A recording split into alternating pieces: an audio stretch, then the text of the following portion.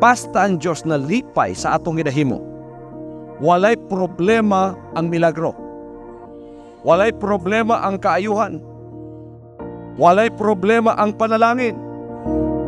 Ang kadaganang mga anak sa Diyos, wala sila makakita na ini.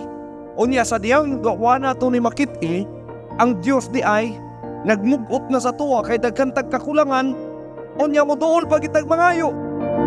Mao na nga itong amahan, maayo na lang yun kayo siya. Kaya bisan nagbukod siya nato, inikpangayo nato, kadawin mapugong siya hatag. Pero mas maayo nang nalipay siya. Para, patanangay, nagahuna-huna na siya para nato. Pagka ang amahan manggod nagbukod, kaya dagantag kakulangan, ngawa nato makita. O sa tuyuon niyang dili na tumagot. Ngayon siya tudluan takag-leksyon.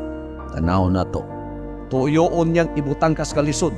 Pagka naglisod-lisod ka na, tuwa na magtawag ka na niya, dito pa siya mo yung tanawa. Mirisin mo. Di ba? Dili ta niya itugyan sa kamatayon siguro, pero tudluan ta niya leksyon. So hangtod pa mo balik siya, sige lang tagtudluan og leksyon kay gahi tagulo. Dili na. Nakakita na taon sa iyang kabuboto. Ato na ning ginatuman o nakapahimuot na ta sa iyaha. Sa dihang makapahimuot ka sa amahan, wa pa ka mangayo gihatag na. Kay siya ang mas nagunahuna sa imong tanang pagpanginahanglan. Diha na mutubod ang mga panalangin.